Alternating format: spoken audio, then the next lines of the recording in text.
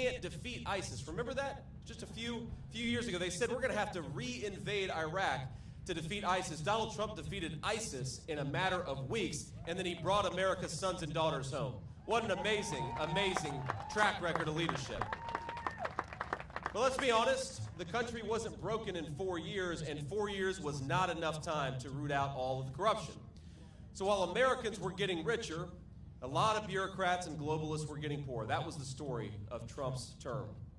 So Kamala Harris, she and her corrupt handlers, they came up with a plan. Now, they couldn't beat Donald Trump in an honest debate, so they decided to engage in censorship.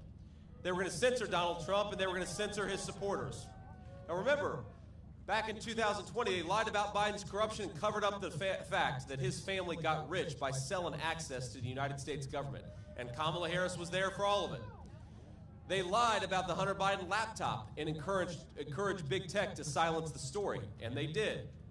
They lied about COVID coming from a Chinese lab, and they censored anybody who disagreed. Kamala Harris even went on national TV and said Joe Biden was as sharp as a tack. Even he was clearly mentally incompetent to do the job, and so it's obvious what's been going on, right? Kamala Harris has been calling the shots. And by lying about his mental fitness for the job, she got what she always wanted, which was more power. And what was the result? On her watch, gas prices are up 50%.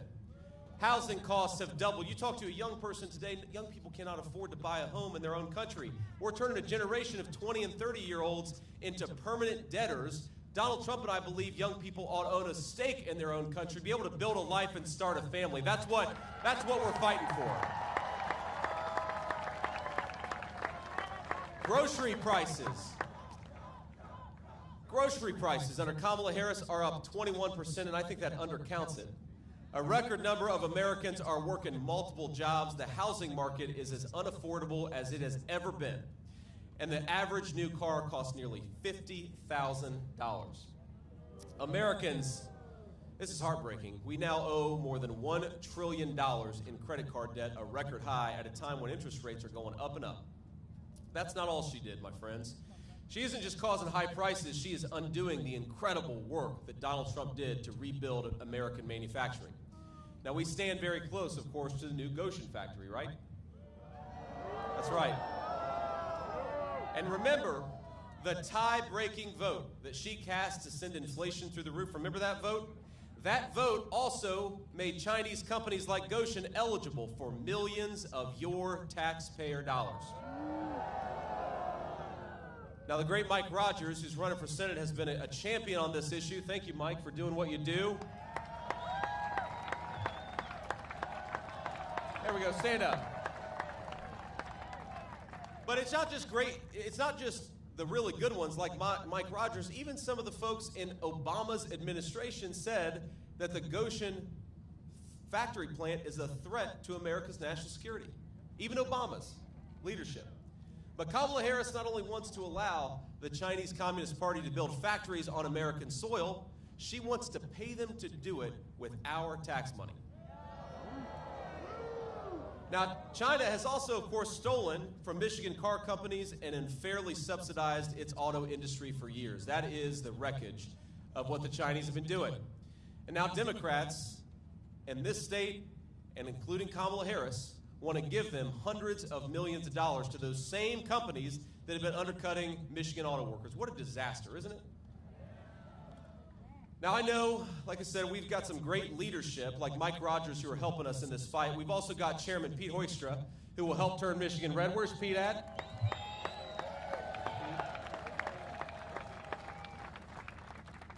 We've got the great Tudor Dixon. Where's Tudor at? I saw Tudor earlier. There's Tudor Dixon. Now, they all know firsthand that Democrats are helping China destroy and replace our auto industry from the inside out, and we're going to stop it.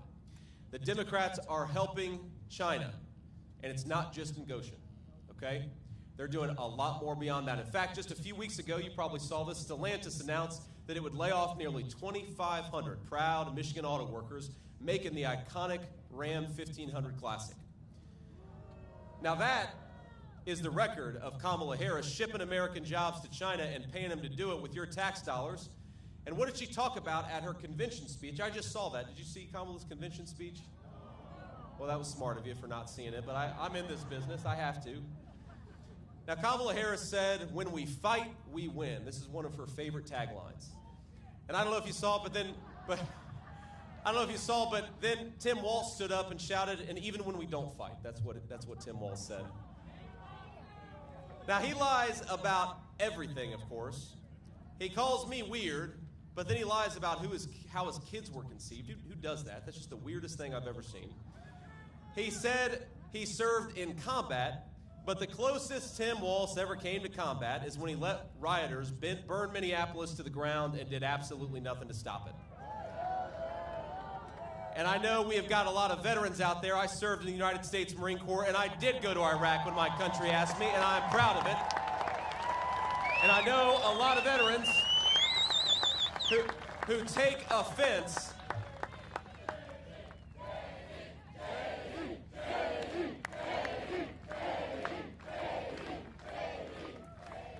But there are a lot of veterans from across our military who don't like it when other people lie about their service for military gain, and that's exactly what Tim Walz did. It is a slap in the face to all veterans, and it's not just from Tim Walz. Kamala Harris not only chooses to stand by this man, because in spite of his dishonesty, she actually chose him to become her vice president to begin with.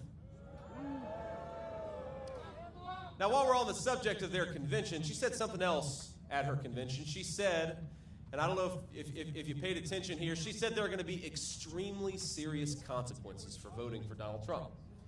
Now, Kamala, I've got two responses to that. First of all, that is not a very presidential thing to say. Is she the vice president or the vice principal, warning about very serious consequences, whining at people for telling a joke instead of trying to persuade them that she deserves to be their president? I'm sick of people like that.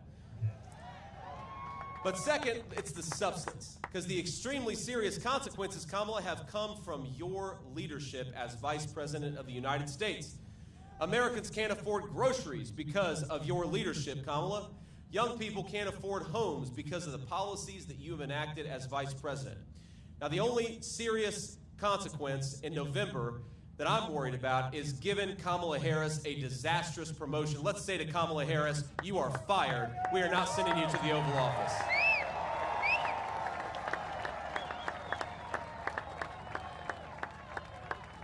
Now, my favorite line from Kamala is she says, if you elect her president, she is going to fix it all on day one. Well, Kamala, I hate to break it to you, but day one was 1,300 days ago. You've been vice president for 3.5 years. What the hell have you been doing during all that time?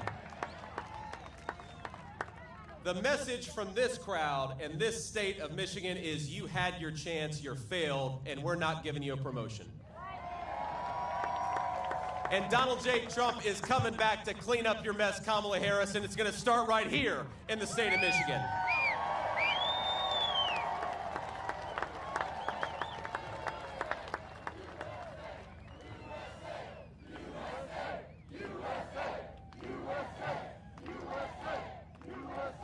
Now, Kamala Harris has run her entire campaign on the idea that she's joyful. But ask yourself, are you better off than you were 4 years ago? The only person in America who could possibly answer yes to that question is probably Kamala Harris herself. She went from getting no votes for president and having to drop out to getting no votes for president and becoming the Democrat nominee, all without lifting a finger. No wonder Kamala's joyful. Now, never mind the fact that Americans can't afford groceries, Kamala got her promotion. Never mind that our fellow citizens can't afford their rent because Kamala, she's having fun. And never mind that Kamala Harris is on the cusp of running us into World War III. Kamala will laugh all the way to the bank while her donors get rich, and we know it's not going to be her family sacrificing to pick up the mess. But I got to tell you, as much as I am frustrated with Kamala Harris, I am so hopeful about the future of our country. We have the most beautiful country in the entire world, don't we? I've been flying around the country, I've been driving around the country, and you get a new perspective running to be the next vice president that I'm so grateful for. We've got natural resources all across this country that are the envy of the world, my friends. We just need better leadership. It is that simple. Better leadership, that's all we need to fix this country.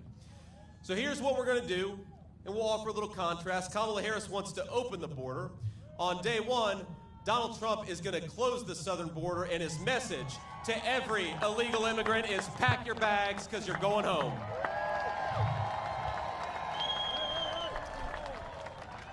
Kamala Harris wants to bankrupt Medicare by giving it to illegal aliens. Donald Trump is going to fight to safeguard Medicare and all of our great programs so that it only goes to the American citizens who paid into it, not to illegal aliens who are going to bankrupt it. Now, Kamala Harris wants to shut down American energy and drive manufacturing out of this country. Donald Trump has a different idea. He is going to drill, baby, drill. We're going to unleash American workers and bring back those great factories. Kamala Harris wants to reward companies that ship American jobs overseas, and she wants to raise taxes on American workers.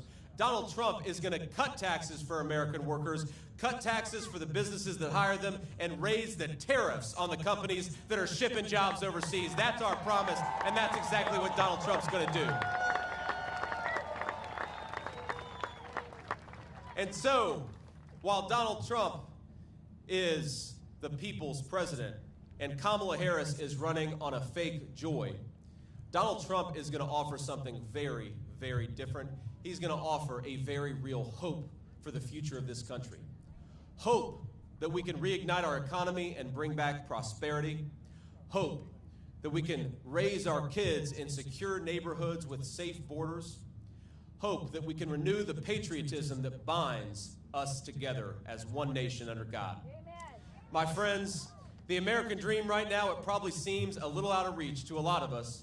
But in 69 days, we're going to save every single American dream. We're going to save this country for the citizens of this land, and we are going to lead together with President Donald J. Trump a great American comeback. So I want us to send a message. I want us to send a message. They can hear it all the way in San Francisco. They can hear it in Tim Walz's Minneapolis. They can hear it all across this country, that Michigan is going red. Michigan is leading the great American comeback, and Michigan is going to elect Donald J. Trump, the next president of the United States. God bless you all, and thank you for having me in this beautiful country. God bless you all.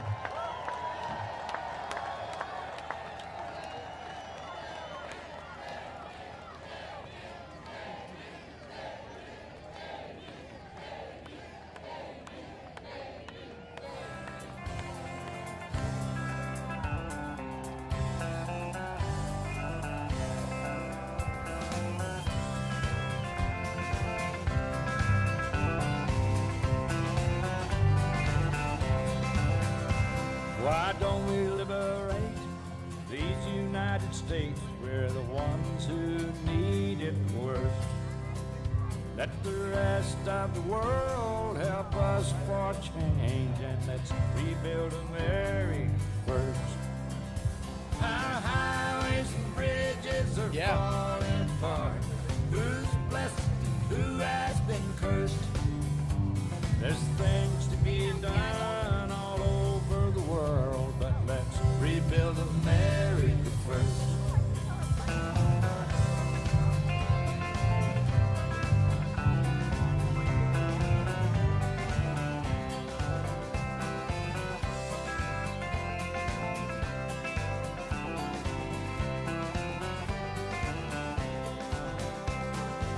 Who's on the hill and who's watching the valley?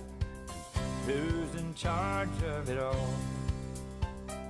God bless the army and God bless our liberty. That gun the rest of it all.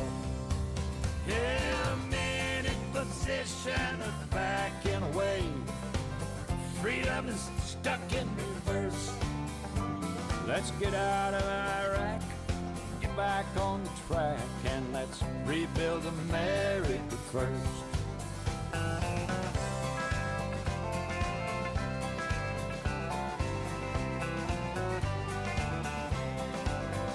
Once more.